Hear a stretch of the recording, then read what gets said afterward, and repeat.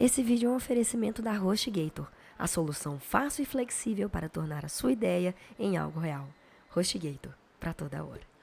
Fala, amarelocas de plantão! Tudo bem com vocês? Meu nome é Thalita Lefera, aqui da Amarelo Criativo. O Yellow World hoje visita a maior história que mudou a forma como a gente comunica e se relaciona com o mundo. Historicamente falando, dizem que é completamente relevante a gente perguntar: e se tivesse acontecido aquilo ao invés disso? Porque, né, obviamente, não tem como mudar o passado e a gente nunca vai saber de fato como que poderia ter acontecido algumas coisas. Como se a história tivesse mudado, se outros caminhos tivessem sido tomados. Só que nesse caso, meus queridos amigos, é muito bom brincar de e se, e por que não brincar com Alan Turing e perguntar se ele não tivesse derrotado a Enigma, como que a gente estaria conversando hoje? Será que a gente estaria conversando assim, pela nossa telinha do nosso computador ou do nosso smartphone? E a gente vai entender como que a Enigma foi derrotada e como que isso impactou aí na nossa sociedade.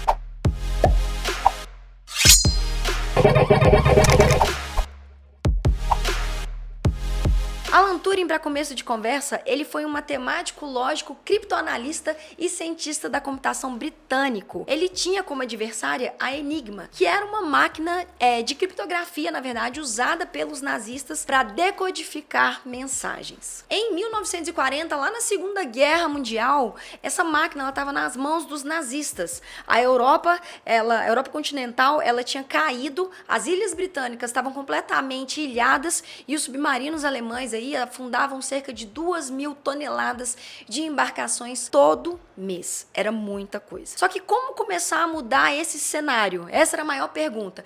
E aí, é claro que é descobrindo a posição desses submarinos. E como descobrir a posição desse submarino? É aí que entra a parte um pouquinho mais complicada. Eles precisavam decodificar e decifrar as mensagens alemãs e japonesas que continham as localizações e trajetórias desses submarinos. Naquela época, a comunicação ela era feita basicamente através de ondas de rádio. Não era tão difícil interceptar ali as ondas do exército inimigo. Só que o problema de verdade era entender o que eles estavam dizendo e por que todas as mensagens eram criptografadas. Para tentar decodificar essas mensagens, o governo britânico reuniu então uma força-tarefa de mais ou menos 30 pessoas para tentar decodificar essa mensagem e uma dessas pessoas era o Alan Turing. Só uma curiosidade rapidinho aqui legal de mencionar: entre essas 30 pessoas, somente 2 eram matemáticas. O resto ali misturava entre linguistas, arqueólogos, até campeões de xadrez e até fãs também de palavras cruzadas. Isso porque, na verdade, eles consideravam que a decodificação era mais um problema lógico, mais literário do que necessariamente matemático. Essa galera, ela estava enfrentando um inimigo de peso tão forte, literalmente, porque a Enigma pesava 6 quilos e parecia uma máquina de escrever. Ela foi criada justamente por um engenheiro eletrônico alemão que era, cara, o terror das tropas aliadas. Mesmo. Olha só pra você entender mais ou menos como que essa máquina funcionava e o que os alemães consideravam ser uma das maiores armas deles que eles tinham em mão. Quando você digitava ali uma letra no teclado da Enigma, essa letra, ela codificava por uma outra letra. Por exemplo, se você digitasse ali a letra D, sai no papel a letra K. Só que não é tão simples assim. Uma letra substituindo a outra não era a coisa mais complicada. A máquina, ela tinha várias engrenagens e cada engrenagem gerava uma letra diferente. Então, antes da letra D virar a letra K, no fim da mensagem criptografada, ela antes se tornava diversas outras letras antes de tornar a letra que ela precisava se tornar. Isso, para vocês terem ideia, gera um absurdo de possibilidades para ser decifrado. Todas essas engrenagens, elas embaralhavam as letras e chegavam às possibilidades de 6 sextilhões de possibilidades de códigos. Não sei nem falar essa palavra. Ou seja, era humanamente impossível decodificar essa bagaça. Era assim, impossível, desistia. Só que aí, Alan Turing, esse maravilhoso, brilha, é o momento dele brilhar mesmo. A maior parte dos colegas do Alan Turing, eles tentavam descobrir as configurações da codificação da Enigma com lápis e papel. E ele pensou e ele achava que para combater uma máquina, ele precisava de outra máquina. Criar outras máquinas capazes de fazer todos esses cálculos e ser possível, já que era o forte do Alan Turing, porque ele não só sonhava com isso, como ele produzia estudos sobre isso. Lá em 1937, ele havia publicado um artigo, inclusive, que chama Sobre as Máquinas Computáveis, que teve, na verdade, uma grande importância na matemática pura. E todo esse estudo que ele fez, uma aplicação de teoria que ninguém na época percebia como poderia ser aplicado, hoje a gente chama de computador. E foi por esse tipo de estudo que ele foi chamado para colaborar na guerra e fazer toda essa diferença com outro ponto de vista, com outra perspectiva, que passou da teoria para a prática. Com esse time, ele construiu uma máquina chamada a bomba, digamos assim, que escrevia e interpretava esses símbolos limitados de 0 a 1 e conjunto vazio, ou seja, basicamente aí os mesmos códigos que são usados hoje para programação. A máquina de Turing identificava pontos fracos dessa codificação da Enigma e ela foi responsável por revelar então a posição desses submarinos alemães lá no começo da história. Só para vocês terem ideia das mensagens, das loucuras que eram feitas, em 1942 os ingleses já decodificavam 50 mil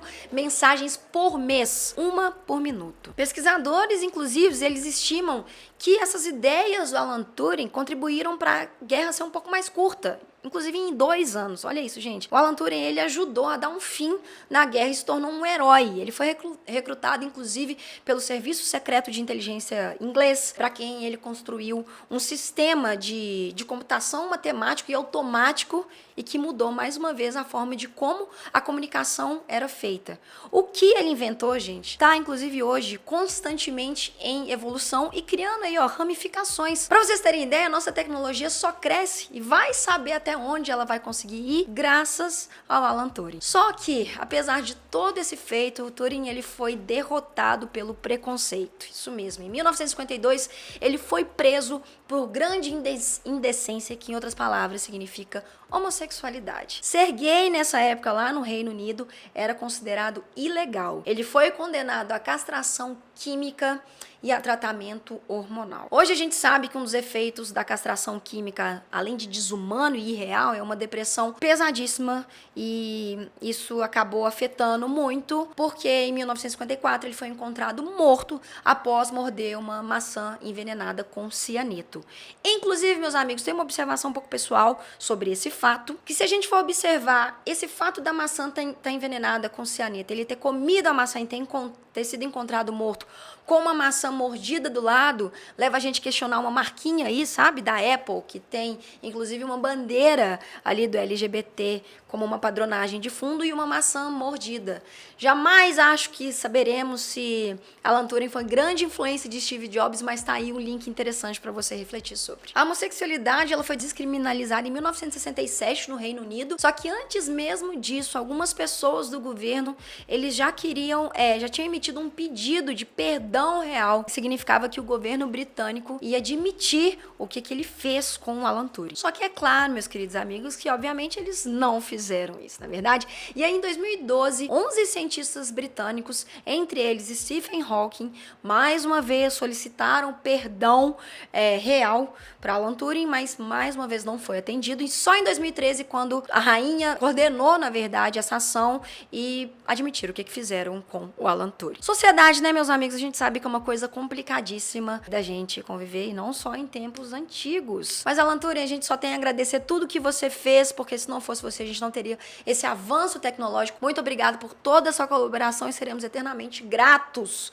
pelo seu avanço na tecnologia e crença na humanidade, apesar dos pesares. Não posso deixar de mencionar que esse vídeo é um apoio enorme da HostGator, que não só é apoiadora de nós criativos a contarmos novas histórias e criarmos nossos conteúdos, mas que também traz assim uma gama enorme de possibilidades tecnológicas para você colocar os seus projetos no ar, para você colocar um projeto que você está engavetado durante muito tempo e está precisando numa força, seja com servidor dedicado, seja com hospedagem. A HostGator traz centenas de possibilidades maravilhosas que vão ajudar aí o seu bolso, quem sabe mudar o rumo da humanidade. Então no link tem aqui condições imperdíveis para vocês conferirem e muito obrigada mais uma vez ao HostGator por ajudar a gente a colocar esse conteúdo maravilhoso no ar. A gente se vê no próximo vídeo, até semana que vem, tchau!